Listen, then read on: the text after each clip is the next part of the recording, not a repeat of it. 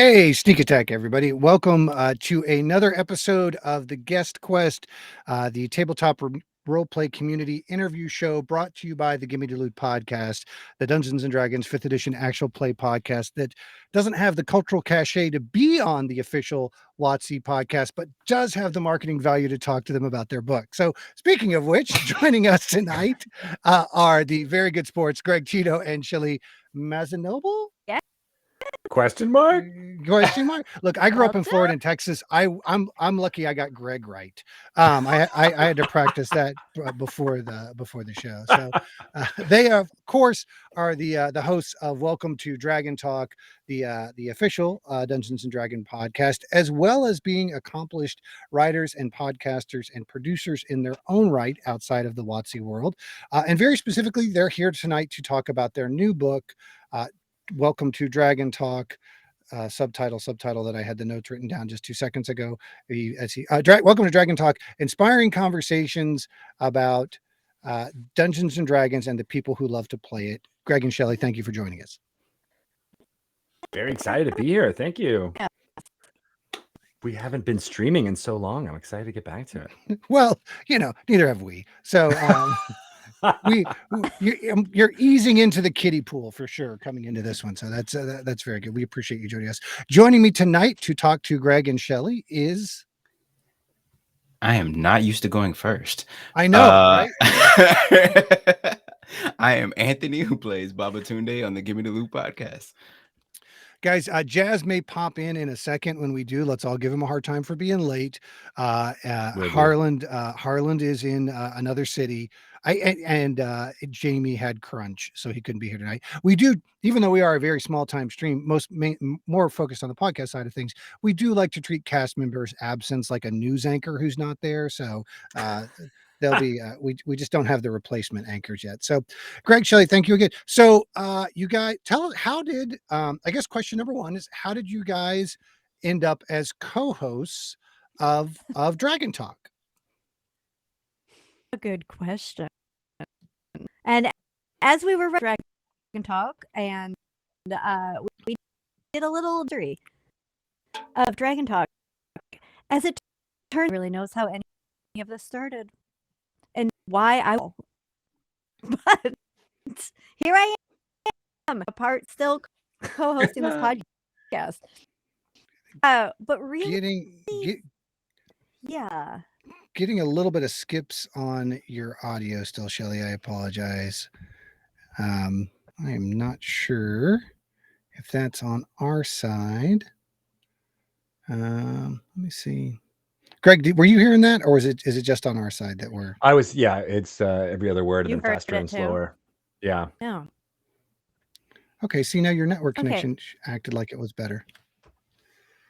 Okay. It's acting. It's pretending. It is. Pretend to be the internet.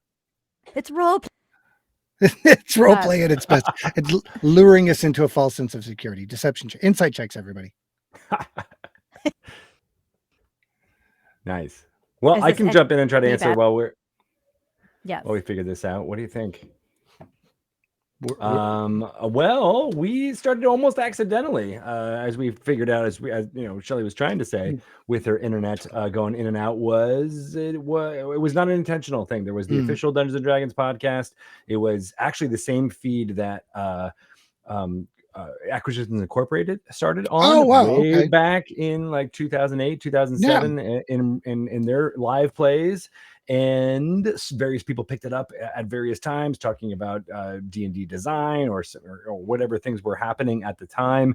And when I joined Wizards in 2015, I had come from a game journalism background and making content and doing podcasts and all that. And when Shelly just very nicely, she was walking by my desk as I was like a couple weeks in, she was like, "Oh, we're going to go do a podcast. Do you want to come join?" Almost like as an aside, like you wouldn't even think I was going to say yes. And I was like, yes, please, let's go. And so we had 4 hosts. I think there was only 1 or 2 guests at the time. So we were definitely the host to guest ratio was off.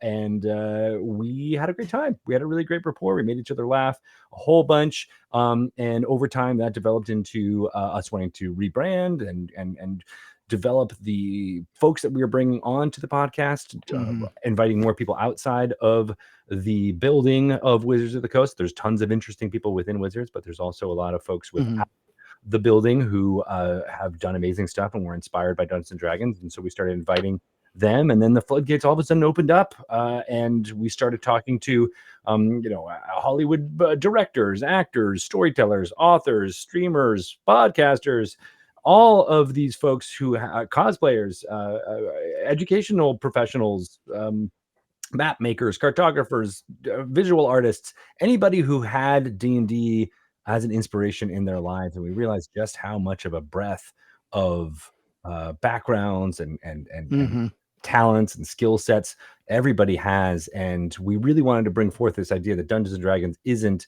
or wasn't a stereotype. There was not one person who played Dungeons and Dragons. It was all of these various people who were touched and enriched by this hobby and this community. And so that has become kind of what the whole premise of Dragon Talk has been over the last 7 years that Shelly and I have been working on it together. And then when we had the opportunity to write about this community and go into some of the guests that we have had over our 350 plus episodes, it was just really amazing for us to be like, well, this is going to be a record of this moment in time. This growth of the D&D community from 2015 to now has been unprecedented. So many folks have joined this community, and we're so excited to celebrate all of them and hopefully encourage more people to jump in. And if you're D&D curious, just start rolling some dice, because there's never a bad time to be had.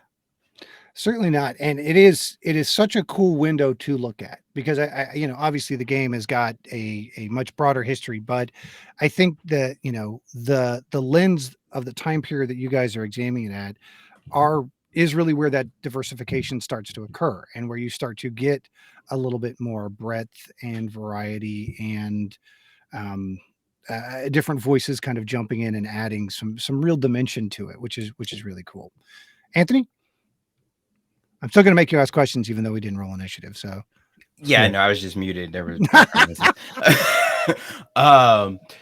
so for me, I think my first question is, like, you're doing this podcast, you've been doing this podcast for a while. Like, when is that moment you're like, we should make this a book, and what kind of like fueled that decision? Shelly, do you want to try, even though your internet might not work? Can you hear me? Okay. It is definitely my internet. Can you guys not hear me? We're getting you. It's just a little bit delayed. So, but we can't hear you, which is an improvement. So, well, I wish I had thought. Not working.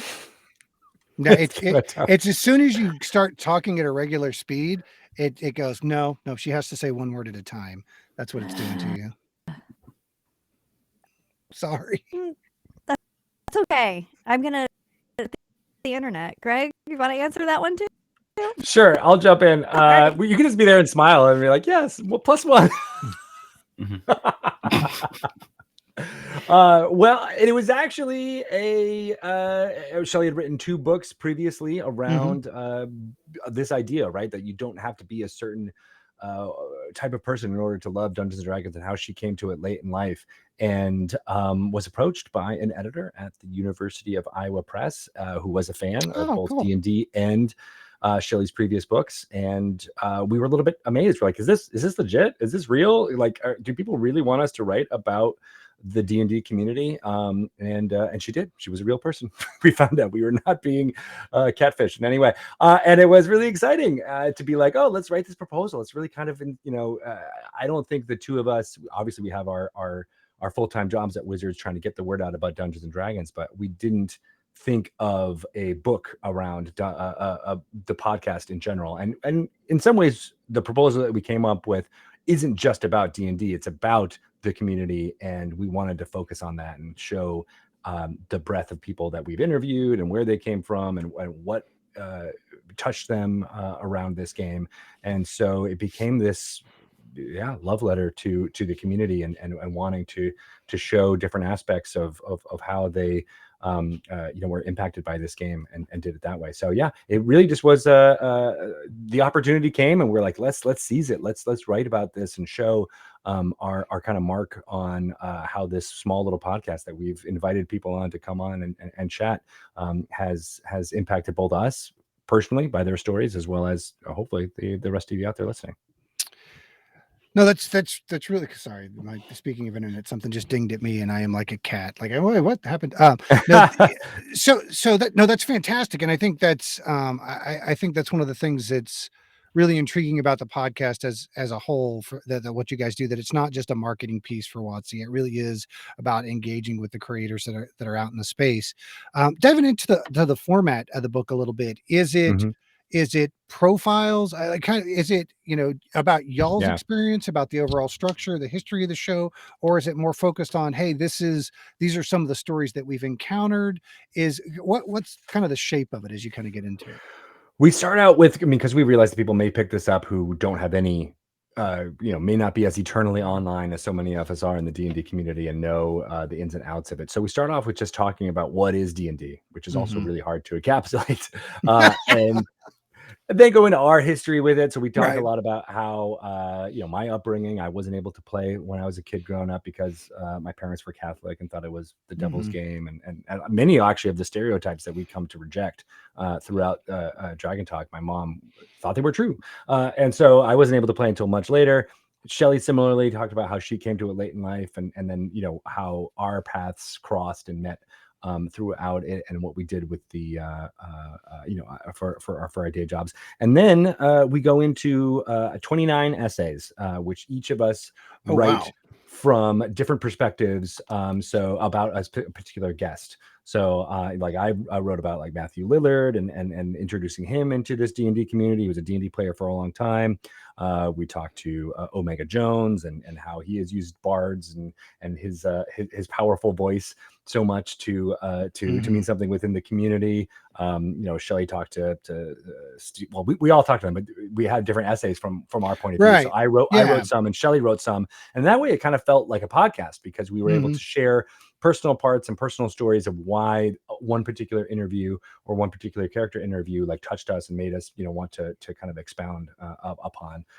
One of which was really fascinating as I investigated it more and thought about it a lot more was N.D. Stevenson, who was the showrunner behind She-Ra, Princess of Power on Netflix, and their relationship with their partner, and how D&D, how they came together through playing Dungeons and Dragons, but also how much that show was informed directly by D&D sessions that they had played together as they were building the show She-Ra. So that, and then I relate that to some experience that I had with my daughter and dealing with being a young kid. So what I love about She-Ra, Princess of Power is that it deals with friendships at a young age and what those mean and how they can end, and that can feel almost as bad as a breakup, before you have the language to really understand what a breakup is. And so that was really powerful and interesting, and it really had something affected me, and so I was able to write about it from that perspective. And so that's had the format of the book. We start, there's a big like preamble where we talk about D&D, make sure you kind of get the level playing field of what D&D is and the community is, and then we go into detail having these essays back and forth. But there's also footnotes, some of which I write and some of which Shelly write. So there is some commentary in between, which makes it feel a little bit more like a podcast. So, and some of Shelly's essays, you get her voice, which is amazing and entertaining and self-deprecating as we are on the podcast. And then I get to, sometimes throw in a couple of jokes, explain some references in the footnotes, and she does the same on my essays. Anthony? So, because there's only me, this isn't. We didn't do the whole we didn't do the whole explanation of like. No, we normally roll initiative and bounce back and forth. So there's a whole. I say that to say that the questions are like we're always all over the place. So I've noticed on your Twitter there's a lot of retweets of next generation images. So I take it, is that your favorite Star Trek, or where are we? It is, yes. I'm also doing, in addition to Dragon Talk, I have a podcast called Re-Engage, where honestly, this was born during the pandemic, where it was like, Engage. yeah, September 2020, and I was like, I want to go back to a better time, and I started rewatching Next Generation, and I was like flooded with all of these memories of being. I think I was 9 when the first episode of Next Generation came out first in '87. So it really kind of struck me, and I loved going back and like reinvent, like having these memories. And so yeah, that's one of my other podcasts. So I do go back and Next Generation is certainly my favorite Star Trek for that reason, because it was mine. You know, it was when it came out, when I was, you know, coming of age, and I have all these memories wrapped up in it. That one was like mine for the longest. My wife actually just got done with a watch. Actually, she hadn't watched it all the way through. She just watched it all the way through, like finished it like a month ago. Nice. And that was the one I grew up on. That was my introduction. Me and my mom shared that one, but in recent years, I've converted to a Deep Space Nine guy. Like on my second watch of Deep Space Nine, I was like, it's too good. I think I think this is not my favorite, but yeah, it's still it holds a special place in my heart. That was my introduction to Star Trek, so I'm definitely with you on that. I love that, right? Because I actually fell out. I went to college right when Deep Space Nine kind of got good, as people say, like right with season 2 or 3, where they were the Dominion War kind of like became like a much bigger part of it.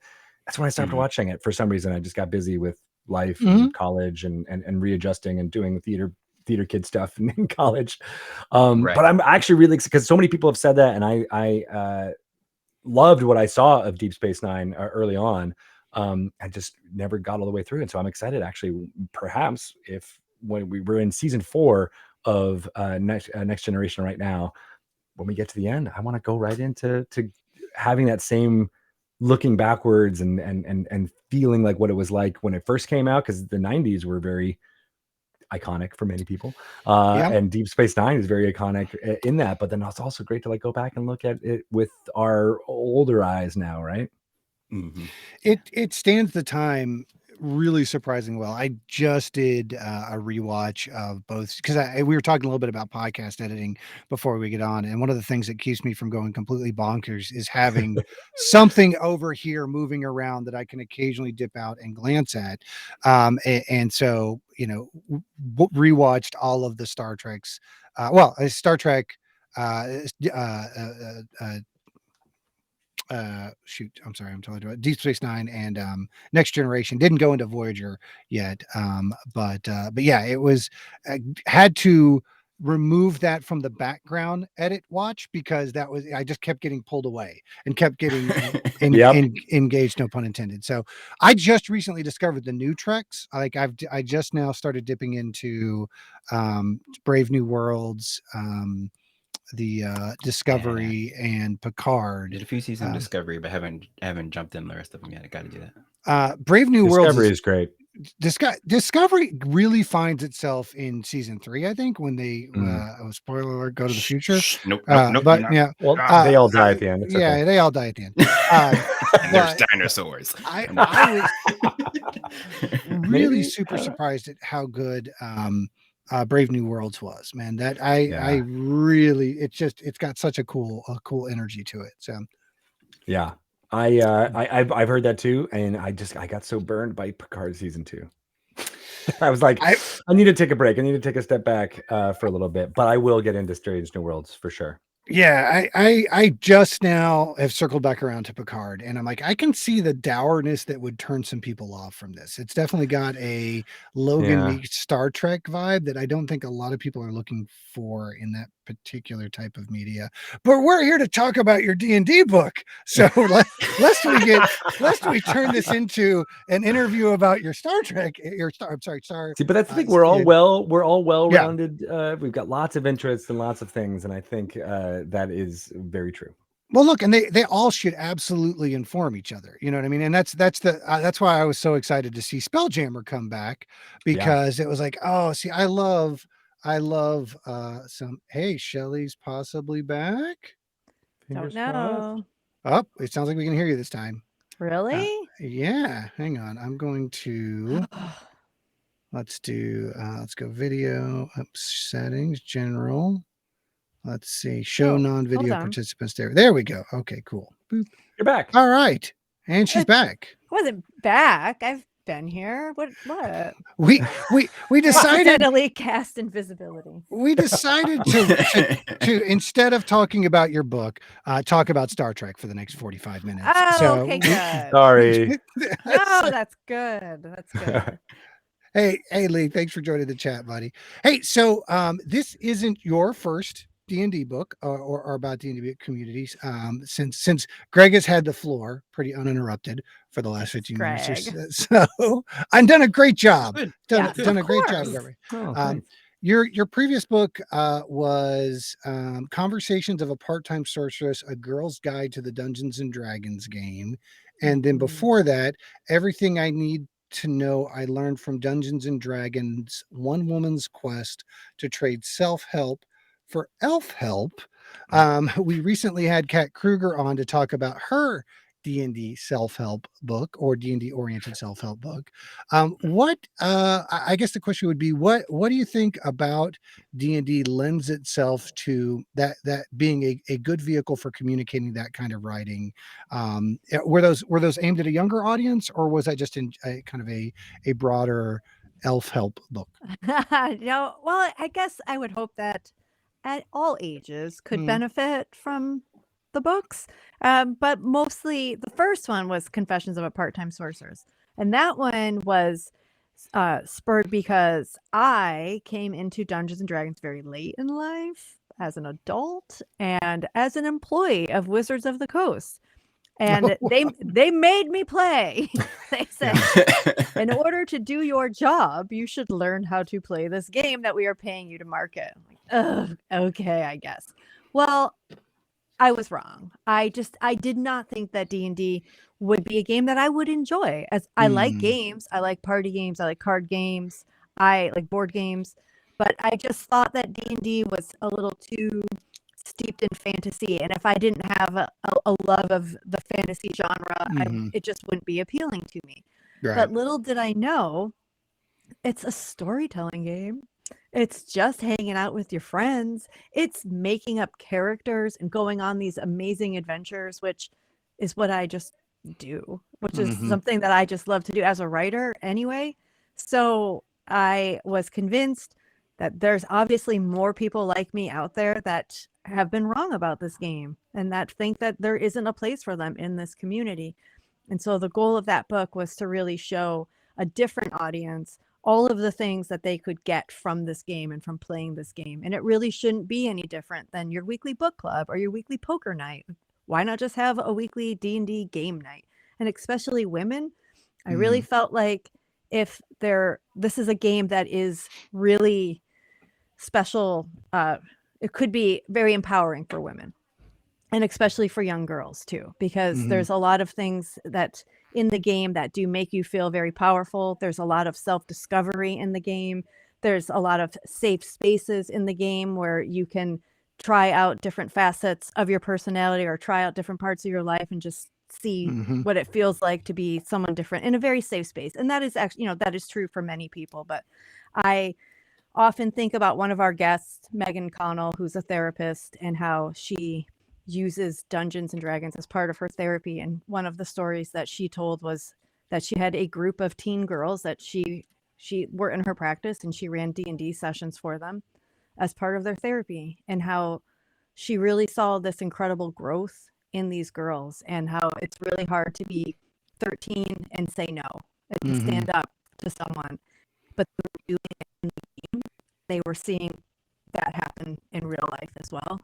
So anyway, super powerful seeing what was the game. I just really wanted to share with other people. The other thing that I thought was really, still finger on it, but there is something really special about this game. What it is about this game that once you play it, once you discover it, it's really hard to let it go. Even if you play it as an 8-child and then 30 years later, you haven't touched it, it's still a really big part of your life. Like somebody could be like, oh, Dungeons and Dragons, and it's like you go right back in time to what it was like being a kid playing D&D in the summers in your friend's basement, and just the stories that you told and the adventures that you went on and the characters that you played. It's like D&D just really does something very special for people, and I kept trying to put my finger on what it was. So that second book, Everything I Need to Know I Learned from D&D, was an attempt to try to live my life like my D&D character, to see if, am I going to be a better person? Because she's really awesome. And I just think that there's parts of this game that if I could employ them in my real life, like maybe I would also be a super cool badass sorceress. But yeah, remains to be seen. That is the employee review that I want to hear. Like, now, Shelly, you failed that persuasion check, so unfortunately, we're going to.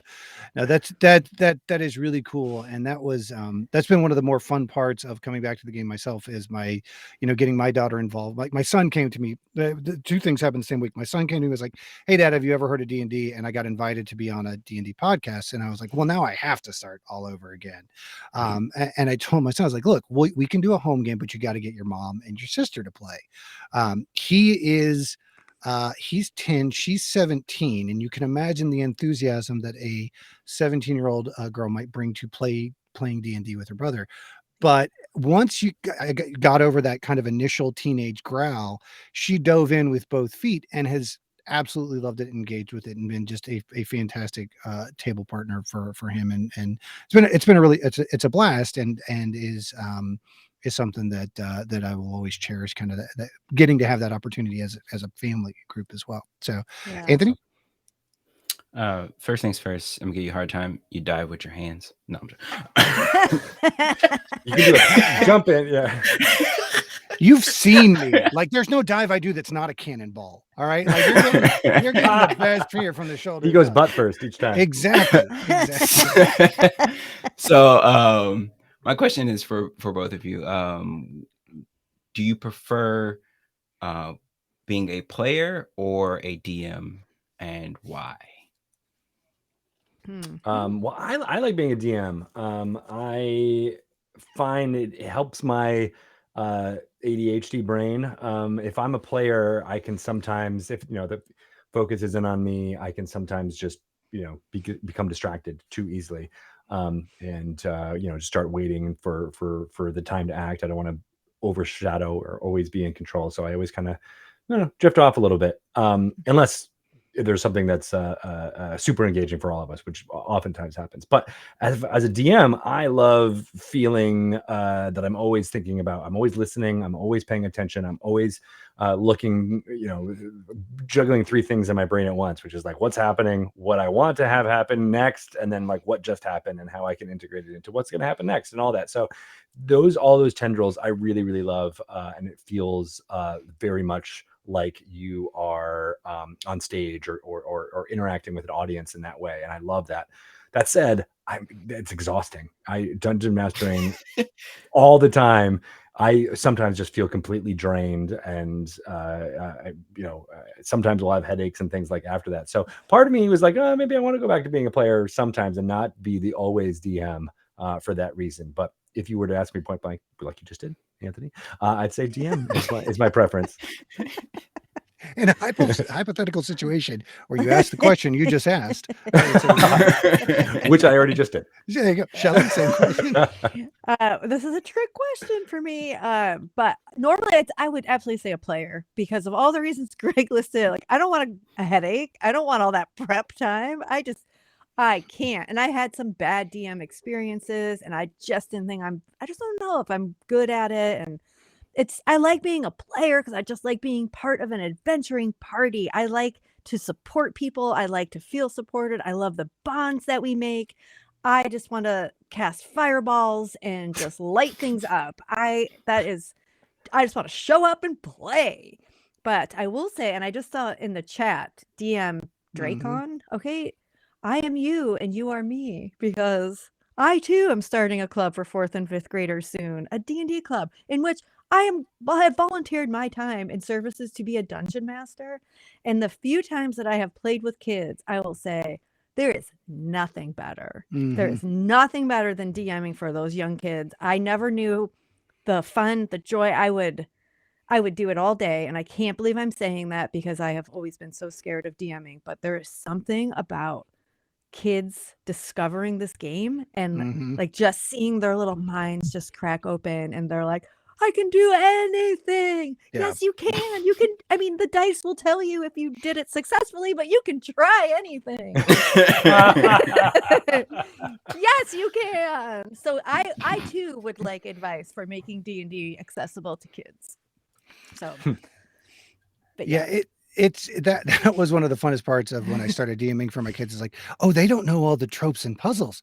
I can seem like a genius to them because it's all new. That's I think that's one of the funnest parts is to, you know, they are completely new to a lot of the experiences that the other players that you experience constantly. It does take, with all due respect, Greg, because I'm the same way. I am the forever DM for the most part. It takes a special type of dysfunction to really want to do it all the entire time, because it's like hosting a dinner party where you try to kill everybody and have them say thank you at the end. So there's a weird balance there. It's a hard dance to dance. But if you're wired a certain way, it's incredibly fulfilling, and that makes the challenge somewhat worth it. So for sure. Going to the back of the book quotes. Joe, Shelly and Greg are the Regis and Kathy Lee of Dungeons and Dragons, or Kelly and Ryan for the younger generation.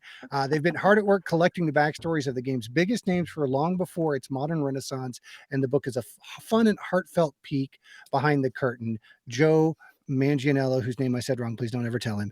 Actor, writer, producer, D&D collaborator, and disciple of Tiamat. So here's the question: which one's Regis? Which one's Kathy Lee? And or which one's Ryan? Which one's Kelly? I think that it's Greg is definitely Regis. What do you mean? That's ridiculous.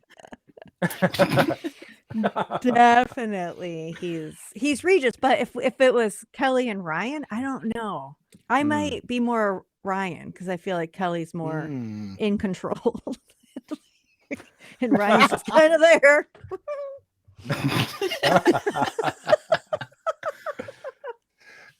So I just recently, probably about I guess when I started listening to you guys is when you had Navarre on, friend of the show, Navarre from Secret Nerd Podcast. That's really kind of what triggered me is to start listening to you guys. Like, oh, okay, cool. And that's really when I dove into it. And at the end, you guys do like a micro adventure at the end of every podcast. What's kind of the genesis of that? And like, what is it? It's pretty much just about like one action like you guys have got that lasered into where it's like,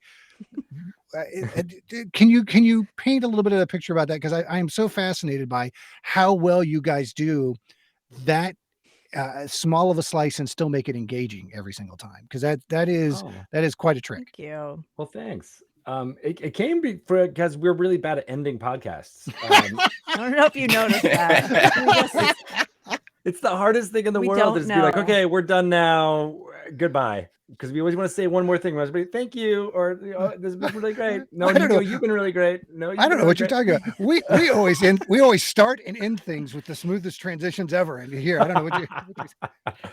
So we experimented with a few like catchphrases or just like ends. You know, there was rocks fall, everyone dies at one point. When we were streaming, I had an actual thing that was filled with D20s that I would roll all over myself in an attempt to try to just get like an ending button there. But it was around the point where Shelly started doing the How to DM segment on the show, where I kind of want to just be like, hey, look, I'll do a quick session with you and we'll just see, where it goes. I thought it was just going to be like for, 5 or 6 episodes and just kind of like, show it. But it has been really fun to be able to continue the storyline of our 2 litter mates, Daryl Two Shoes and Drunky Two Shoes, Tabaxi, who have gone on so many weird misadventures and finding each other and being friends through it all. And you're right, having these like little one action, 1 or 2 rolls per,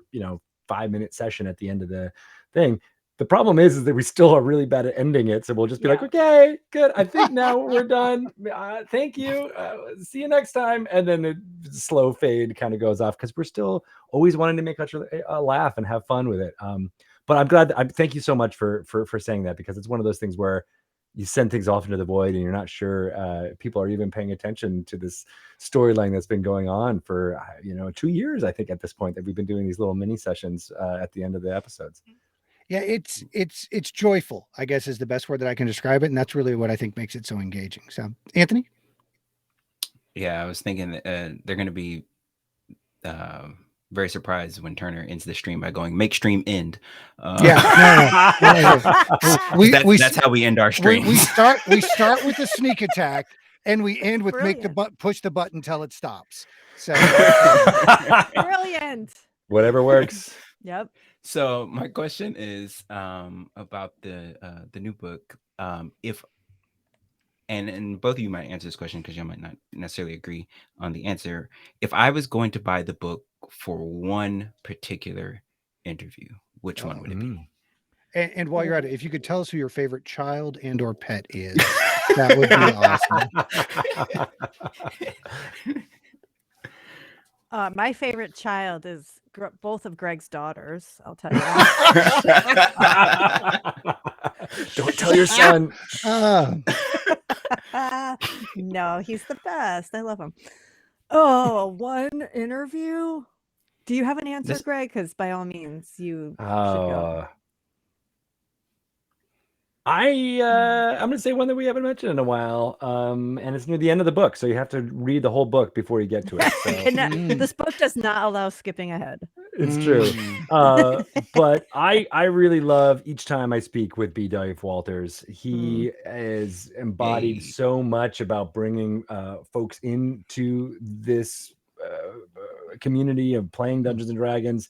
He has always been a professional and excited creative who just wants to make wonderful stories for everybody. And he does so by lifting us up. It's amazing. Like each time we've had him on, it actually has been in a couple of moments where I think Shelly and I either collectively or individually been a little bit down. And just by talking to him, we'll have huge smiles on our faces and been like, how did you, like, we were interviewing you, but somehow you made us feel better. Like, this is amazing. It's been so great. And so I guess I'll spoil the essay. Like, I call him, he's the fighter mage thief of the community because he's got so many different skills and talents. He actually said that in his first interview, that he likes to be the well-rounded character that takes forever to level up. But once he gets there, he's all powerful. He certainly is that as a person as well as a D&D player. But I'll posit he's also a cleric because he can also lift us up and inspire us and brings all that to it. So he's a true 4-class character / person. What about you, Shelly? I love all of my essays the same. I'm actually going to give my answer is actually one of Greg's essays, and that is Cade Wells, who is a teacher. And I know I talk about him a lot, but I think his story, Greg wrote about a time when he was teaching in Houston, Texas, high school, I think, and he started to bring a little D&D into the classroom. And he was trying to reach kids that were really struggling, either academically, either personally, socially. And he knows the power of this game. He has said often that D&D is why he's still here. He has said, like, Dungeons and Dragons saved my life. I see it saving other people's lives. He has become a pioneer of Dungeons and Dragons in classrooms. And his story is so impactful. And I'm choosing Cade because I feel like this essay and him as a person really embodies a lot of Dungeons and Dragons in general, just like the way that it does touch people and the impact it has, but also like how passionate our community is, how creative these people are. It's, working together in a D&D game, you are constantly supporting each other and lifting each other up. And everybody's taking on a different role, and sometimes you're the hero and sometimes you're the supporting actor, and it doesn't matter because it's all the same common goal. And Kate, that essay really embodies everything that is really special to me about this community. So I'm gonna pick that one. Kate's. Thank you, Greg. That's a good one. And I can't believe I didn't fight you more on writing that one, but I know, right? it's weird. Yeah. Yeah.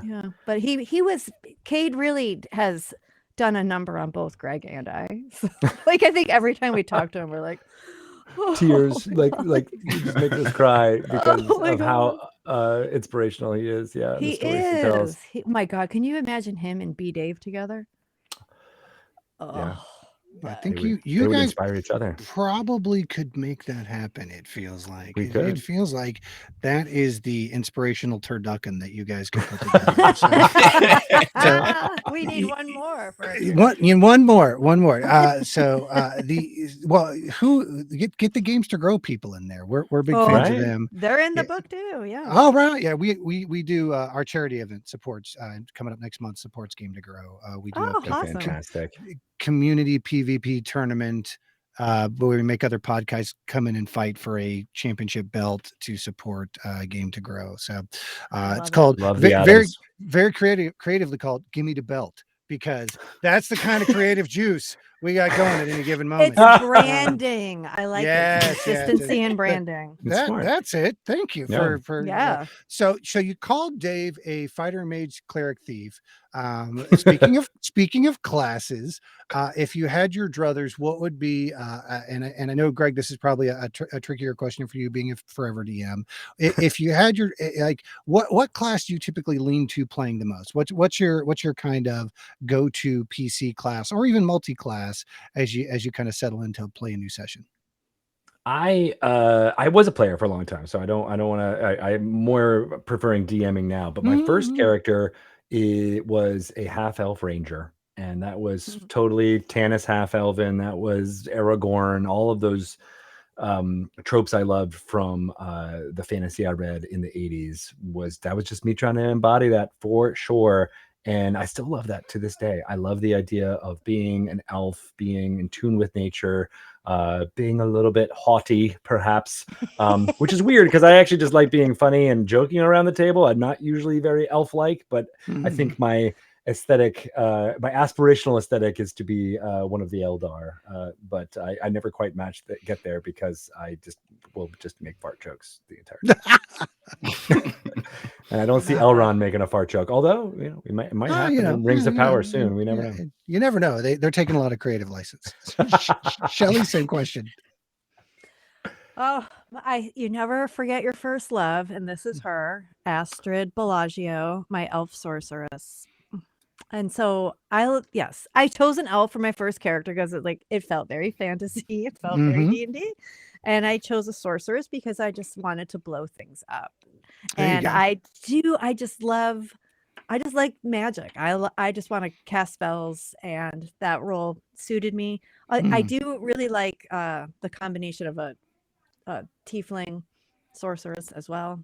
I think tieflings are quite mysterious. Could be a little dangerous, and I like having that air of mystery about me, but probably always going to be a magic user. Yeah, I really dig the kind of the variety of tieflings that the first version of Mordenkainen's brought out, where they added the full spectrum of tieflings across all the different 9 hells, and I was like, wow, this is a broader depth to I think any other PC race had at that point prior to the recent revisions through the newer Mordenkainen's and then on. So there's definitely some really cool stuff you can do on the tiefling side of things, both from a lore and mechanic side. So, Anthony? Shelly, while you were gone, I explained to Greg that sometimes some of these questions get kind of random. And they get we go through, we look at people's Twitters, we try and find really interesting and kind of things that we can talk about. We've gone through people's trashes before. I mean, there are restraining orders in place. Little raccoons. There's a melted porta potty on your Twitter that I imagine has a story that goes with it. Look at this investigative journalism. I love it. I just need to know the story of how. A melted porta potty ended I up. put it there because I knew a lot of people follow me that play D&D. I'm like, of course they're going to see this and want to know that there's a story or probably make up a better one. But honestly, we don't know what happened. Somebody melted, blew up, lit up this porta potty that my neighbors are having their backyard remodeled, and it's the construction workers' porta potty. And we woke up in the morning and it was gone. It was like the Wicked Witch, like just green goo on the grass, and all of us just like gathered around. It was like 17 neighbors just like, like what happened? This is not what you would. Nobody's ever asked me, what do you think happens if somebody lit a porta potty on fire? But this is not my answer. I would not have imagined that it just melts into like Wicked Witch goo, and then the goo is still there. And then sadly, like 2 days later, we saw Honey Bucket rolling down the street, and they like picked up the remains of their porta potty. It was so sad. Like it was like oddly sad to me. I'm like, oh, R.I.P. porta potties. So sad. But like, there's no ring cam footage. It just happened. It's like someone cast a fireball by mistake. Secret answer, it was a mimic, and somebody came by and killed it in the night, and that's its corpse. You're welcome. Mimic porta potty would be terrifying. Writing that down for future use. Yep. That's definitely making it into our podcast. I'll have the and guys it's going to be on the battlefield, isn't it? Yeah. Oh, yep. Absolutely. That reminds me of the rat story that here in West Seattle, my wife sat down and there was a live rat in the toilet. Oh, we still don't know how it got there or why, and we freaked the F out. There was anything you could possibly do. We were just like, "Oh my god, what is real?" And she was smart and put like a thing on on top of the lid so that it wouldn't be able to get out. And I was a smart guy that was like, let me take this off and look at here. And then I'm like, I'm just looking around, and it scrambled out. Oh wow! And I like shut the door and I ran, literally screamed, got on top of like a table. I was like, ah! What do we do? I am not an adventurer going to kill giant rats in the bathroom with this. That is why we play it's a first level. It's a first level monster. Yeah, I failed it. They didn't grow up in the country like we did, Anthony. Okay. Rats in the toilet. I've been around many rats and cockroaches in the city, but we don't usually have to get them out of our house. Yeah, no, I grew up on a ranch in Florida. Toilet. Yeah, that was the least dangerous thing that we encountered. Like, it's a That rat. is It's true. okay. Is it poisonous? Will you bite your finger off? No, okay, you're good. It's just a rat. Yeah, right. But yeah, no, that is a jarring experience, and really begs the question: how was it a trying to escape or trying to break in situation for that rat? So we actually called an exterminator to be like, what's the deal with this? And they're like, do you live in West Seattle? And we're like, yes. How did you know that? They're like, well, we've been doing this for like 30 years. It's not we have maybe gotten like 20 calls from this over this entire time. 12 of those calls have been from West Seattle. I live in West Seattle too. Really? This is It's not possible good. it may happen to you too. But it apparently has to do with they get into the pipes, and then that's the only way out. It was trying to escape. Like, so there may be some breakage in the sewage pipes that they can get in, and then they're just trying to find a way out. And the weird thing about it, I was actually really pretty. It was like a pretty rat. Like once it got out and got dried, it was like furry and like, it was I still have pictures of it. I was actually like, rat. oh, this is like a really nice looking rat. Sitting there with an air dryer, Greg, just I blowing know. it down. Yeah. Give I it a can little just bit of a mani picture petty. you. Yeah. Greg's That's like, the Ratatouille rat. here's a towel. Got lost. Let me dry you off. We have a change of clothes in the guest room for Here you go. You can wait there until the exterminator comes. Start your new life somewhere. Go ahead, buddy. Yeah, we had roof rats, which I didn't know were a thing. That we heard scratching in the wall, and I was like, "Oh, we've got a problem." They're like, "Oh yeah, you got roof rats." I'm like, "Wait, what?" They're like, they're like, "Oh yeah, no, they climb up on the trees and they live up on your roof, and until they can get down into your house." I'm like, this is a whole bizarre fantasy community that you've just invented in my head. I don't think you realize who you're talking to. But pipe rats are far more terrifying than roof rats. I think there's a whole Underdark situation going on there. I don't like the idea of them on the roof either. Yeah, we have crows, like a lot of crows around here, and part of that is because I've been feeding them, begging them to be friends with me. I love crows. And I want them to be my friend. But one of you will teach me magic. One of them will. I will find the right one. Familiar, and they will protect me. I know they will. But one of them, I'm assuming it was crows, took a bag of dog poo and put it on our roof. Yeah. How else did it get there? Yeah. So save an effort later. Right. Anyway, roof rats in the toilet, roof poo. We don't have crows here. We have grackles in Austin. I'm in Austin, Texas. Anthony's in Dallas. That sounds like a D&D monster. Grackles are like redneck crows. Basically, if you took a crow and took away all its charm, you would have grackles, basically. Because crows got a little bit of a majestic, charming aspect to them. Grackles will steal your breakfast tacos. They're like, hey man, I'm coming for that bacon, egg, cheese taco. Yeah, it's not. They are not. I'm looking them up. They are. They're big. They're big. Oh, aggressive. They're pretty. But again, it's really about the. They're attitude. just jerks. Yeah. They're just. They're the seagulls of the inland South, basically. So now I want a breakfast taco. So you guys are both Pacific Northwesters. I think you both said Seattle, right? Yes. That's where WotC is located, right? That's where. Are you guys? Do you guys work in the office, or you guys are more remote? We're mostly remote since the pandemic. But when we were in the office, speaking of crows, this is an odd thing that when we were working on like Curse of Strahd, for example, if you go out into the parking lot where the offices are in Renton, there in this time right now in October, there will be hundreds of crows. Thousands. And it is the most surreal, most Alfred Hitchcock moment you'll ever have in your life, leaving the office. And then just hearing like this cacophony of like, remember, that scene in Sneakers where they're trying to recreate like them going over the bridge and they hear the birds, like, and it feels like a party.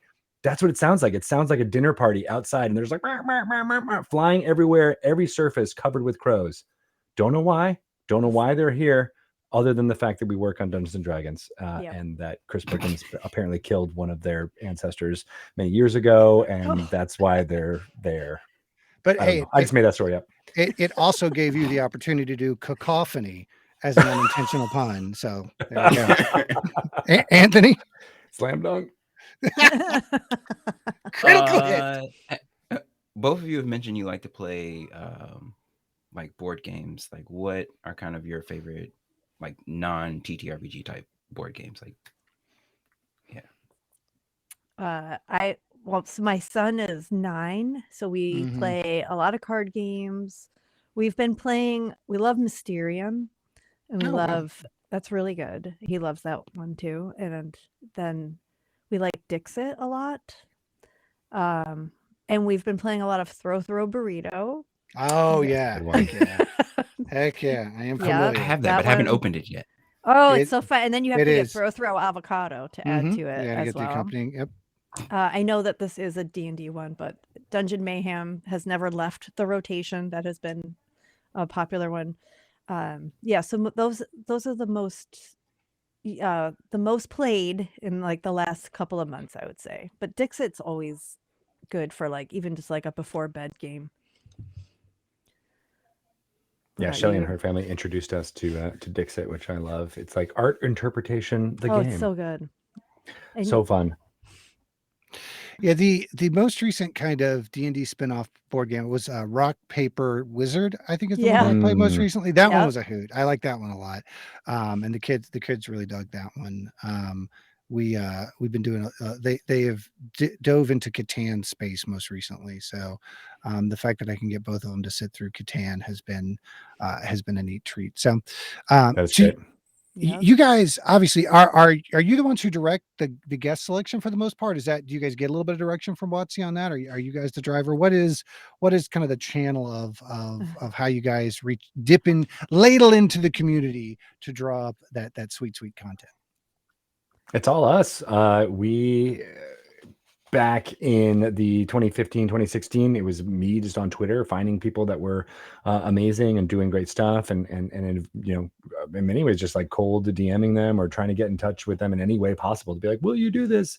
And surprisingly, how many people responded that they would. I think at the time it was a novelty, and we got a lot of folks into the interview chair that way. And then when our jobs got a little bit more busy and intensive, we were able to hire a producer through Ryan Marth, who's been our longtime audio engineer, and Lisa Carr has been booking a lot of the guests for us, basically doing a lot of the logistics of making sure everybody is going to be there at the right time and knows the drill and can get all that going.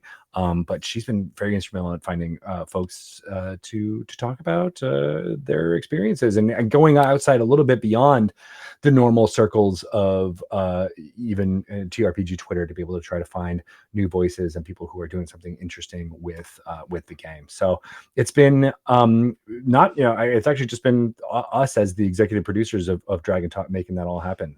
It has never been. I don't think anybody at Wizards was even aware that we were doing stuff like this for a long time. They were just like, oh, okay, this is happening. And then when they would hear about it from other people and be like, oh, okay, I guess people are listening to this and what's going on. So do you guys know who those people are in the basement with those microphones? We used to have, we used to beg for conference room space. We'd have to be like, oh, what's going on? There'd be like, toilets flushing in the background, all the crazy stuff that would happen sometimes when we were recording without a studio in place. And yeah, it's been us making it, for these 7 years, really. Cool. Anthony? Dodge action. No. There's only just a choice. No? You don't get to dodge action. No, you can't dodge action. In our normal format, when Jazz isn't busy explaining why his computer broke in the chat, and they didn't ship Harland off to a mystery community, we do action economy for the we want to know more about Greg's shirt. There we go. There, I see it. Oh, that's funny. This is the Claypool Lennon Delirium. And I didn't know anything about this band beforehand. I knew Les Claypool. I know John Lennon. But it is Sean Lennon and Les Claypool created a band together. And it is basically Primus and the Beatles mashed together. So it's got the weird slap bass weirdness of Les Claypool's, vocals with like a poppy, rock thing of the Beatles and Sean Lennon. And I loved it. But this is just also a really cool shirt because it's like, I don't know if you can see, there's like a little cockroach looking out over the world, which is awesome. And this actually matches the purple lights I got here in the background. Oh, very nice. Very nice. The guys, we are coming up in the last 10 minutes of the stream. Our guests have a hard out at 8:30 our time. So yeah, I know. I get it. I see what you're doing. He was being smart. Yeah, no, you're fine. You're fine. You don't want to be the closer question. I guess what, as far as while going out and sourcing guests, what's been the person that you've been most surprised at? What was kind of the biggest, like, oh really, they're going to come on and talk to us? What's been your biggest get in your opinion? Again, not saying any guest is more challenging than the other, being nice, but who was the one that you were most surprised, like, oh, they said yes?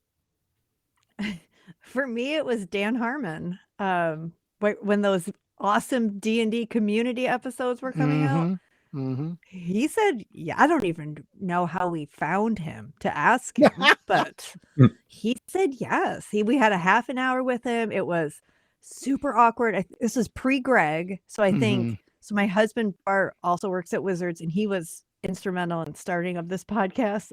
We needed a couple hosts to talk to Dan Harmon. He had a very specific time that he could talk to us. Yeah. We had a baby in daycare. So we were like, we got to leave work early. We got to get that kid. We got to pay a babysitter so I can sit upstairs and make sure that kid does not cry for 30 minutes. And while we go to the basement and talk to Dan Harmon on a podcast. But it turned out really well. And he was super sweet and gracious. And I'm still surprised that he talked to us. Cool. Greg, since you said that was you have to have a different answer.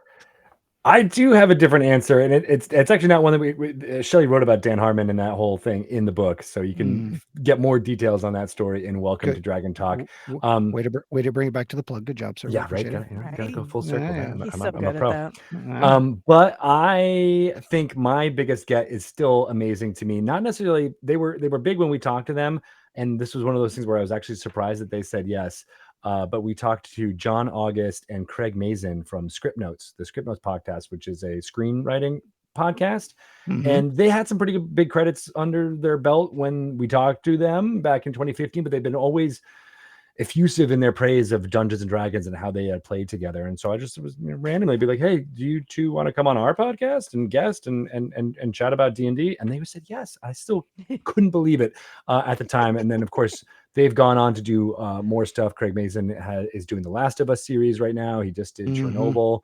And so we've kind of stayed in touch a little bit over DMs and just being like, man, that was really good. I really love it. And we'll trade D&D stories back and forth sometimes. So that to me is one of those weird surreal moments where someone who has a huge amount of cultural impact in stuff that is being made out there, in addition to all the other folks that we talked to, but like that just feels not real to me still. Well, and you've got a short film in post production. I do. Yeah, we're in post right now. We're talking about the music and the whole tone of that. It's called Ex-Husband. It's a 15-page script that I wrote back in like 2007, I think, and picked it back up and got some folks. Actually, the podcast, we talked to Daniel Beckman and Timothy Reese about their amazing series called Brooklyn Quarter. They're now based in LA, and they were, I talked to them initially because of them doing live play on TRPGs. And they had just made a short film, and I was like, oh, do you want to make this short film? I think it's actually really good. I picked up the script, after like 10 years of it being on the shelf. And I fell in love with it again. I was like, oh man, this is actually, who wrote this crap? It's amazing. So I wanted to make it, and they surprisingly said yes. And so we shot it in late August, 2 days in LA. Oh, wow. Whirlwind, kind of like trying to get as much in the can as we can and as we could. And now we're going to start submitting it to film festivals. Tomorrow, actually, we're submitting it to South by Southwest. To see if they will accept it. So fingers crossed, we're going to make it all happen, but very excited about that. If it gets accepted and you guys come to town, let us know. We'll buy you a breakfast taco for certain. Oh my gosh, that'd be awesome. We'll even teach you how to keep the birds from stealing it. We'll buy extras. We'll buy extras and feed the birds. The trick is decoy taco. That is the trick. It's just tortilla and cheese in that one. Anthony, anything to wrap up before we start powering it down? No, I need time for this random question you're going to have them ask me. Well, yeah. So what we traditionally do is at the end of the show, we allow the guest to ask the cast, not me, the cast, which is Anthony, one question of their choosing that he has to answer. So similar rules apply. You guys, if you can't think of anything off the top of your head, you're welcome to take the dodge action and move out. But if there was one question you could ask Anthony, what would it be? I got one. Do you got one, Shelly? No, go for it. I want to know about Nutter's Neurology, the book that's behind you, or just your books in general. Like, what kind of stuff are you into back there? So my wife has multiple degrees in multiple sciences. She's a doctor of chiropractic. So anything you see back there that looks smart, it's my wife. Oh, nice. Yeah, that's a good answer. That needs to be on a shirt. Anything smart you see there, it's my wife. I like it. Including the decision to marry her. Exactly. So Noisy Farm is all his, though. What, Dreeken, we're really getting worried if you're enhancing and looking at his bookshelf behind him. So no, Noisy Farm used to be when I had it the other way. That was the kids' books were behind me. The fact that he still remembers that is the problem. Yeah, it's a little bit.